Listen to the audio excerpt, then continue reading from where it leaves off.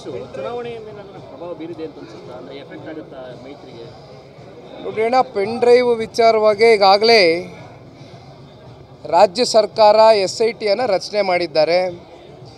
ನಾವು ಅದನ್ನು ಸ್ವಾಗತಿಸಿದ್ದೀವಿ. ಅದರಲ್ಲಿ ಯಾವುದೇ ರೀತಿ ಇವತ್ತು ಆರೋಪ ಬಂದಂಥ ಸಂದರ್ಭದಲ್ಲಿ ತಪ್ಪಿಸ್ಕೊಳ್ತಕ್ಕಂಥ ಪ್ರಶ್ನೆ ಇಲ್ಲ. ಆರೋಪ ಬಂದಿದೆ, SIT ರಚನೆ ಆಗಿದೆ. ಹಾಗಾಗಿ ಈಗಾಗಲೇ ತನಿಖೆ ನಡೀತಾ ಇದೆ.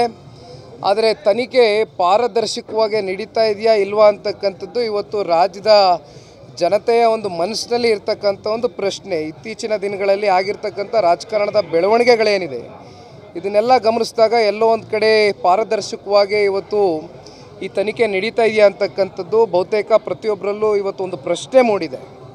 ಹಾಗಾಗಿ ನಿನ್ನೆ ದಿನ ಕೂಡ ನಮ್ಮ ಕೋರ್ ಕಮಿಟಿ ಅಧ್ಯಕ್ಷರಾಗಿರ್ತಕ್ಕಂಥ G.D. ದೇವೇಗೌಡರು ಸಾಹೇಬರು, ನಾವು ಎಲ್ಲರೂ, ಕುಮಾರಣ್ಣವರು ಇದ್ದರು, JP ಭವನದಲ್ಲಿ ಒಂದು ಮೀಟಿಂಗನ್ನು ಕೂಡ ಮಾಡಿದ್ವು.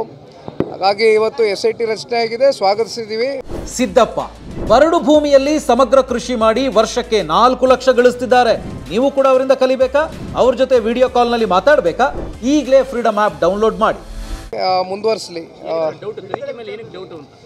ಅಲ್ಲ, ತನಿಖೆ ಮೇಲೆ ಏನಕ್ಕೆ ಡೌಟು ಅಂದರೆ ನೋಡಿ, ನನಗೆ ಒಂದು ಈ ರಾಜ್ಯದ ಪ್ರಜೆಯಾಗಿ ಬೇಸರ ಆಗ್ತಕ್ಕಂಥದ್ದು, ಇವತ್ತೇನು ವಿಡಿಯೋ ಮಾಡಿರ್ತಕ್ಕಂಥದ್ದು ವಿಡಿಯೋವನ್ನು ಇವತ್ತು ಹೊರಗಡೆ ಸೋಷಿಯಲ್ ಮೀಡಿಯಾಗಳಲ್ಲಿರ್ಬೋದು, ಅನೇಕ ಪ್ಲ್ಯಾಟ್ಫಾರ್ಮ್ಗಳಲ್ಲಿ, ಡಿಜಿಟಲ್ ಪ್ಲ್ಯಾಟ್ಫಾರ್ಮ್ಗಳಲ್ಲಿ ಆ ಹೆಣ್ಮಕ್ಳ ಒಂದು ರಕ್ಷಣೆಯನ್ನು ಮಾಡಬೇಕಾಗಿರ್ತಕ್ಕಂಥ ಈ ಒಂದು ಸರ್ಕಾರ ಪಾಪ ಹೆಣ್ಮಕ್ಳನ್ನ ಇವತ್ತು ಬೀದಿಗೆ ತೊಗೊಂಡು ಬಂದು ಇಟ್ಟಿರ್ತಕ್ಕಂಥದ್ದು. ಇವತ್ತು ಎಲ್ಲೋ ಒಂದು ಕಡೆ ಸರ್ಕಾರವೂ ಇದಕ್ಕೆ ಉತ್ತರ ಕೊಡಬೇಕಾಗ್ತದೆ. ಸಾವಿರಾರು ಇವತ್ತು ಪೆನ್ ಡ್ರೈವ್ಗಳನ್ನ ಹಂಚಿದ್ಯಾರು? ಆ ಹೆಣ್ಮಕ್ಳನ್ನ ಕನಿಷ್ಠ ಪಕ್ಷ ಬ್ಲರ್ ಮಾಡ್ದಿರಾ ಅವರ ಚಿತ್ರವನ್ನು ಹೊರಗಡೆ ಇವತ್ತು ಇಡೀ ರಾಜ್ಯ ಆ ಹೆಣ್ಣುಮಕ್ಳು ಮರ್ಯಾದೆ ಏನಾಗ್ತದೆ, ಅವ್ರ ಕುಟುಂಬಸ್ಥರು ಎಲ್ಲಿಗೆ ಹೋಗಬೇಕು? ಇವತ್ತೇನಾದ್ರು ಅವರ ಜೀವಕ್ಕೆ ಅಪಾಯ ಆದಂಥ ಸಂದರ್ಭದಲ್ಲಿ ಇವತ್ತು ಉತ್ತರ ಕೊಡಬೇಕಾಗಿರ್ತಕ್ಕಂಥದ್ದು ಯಾರು? ರಾಜ್ಯ ಸರ್ಕಾರ.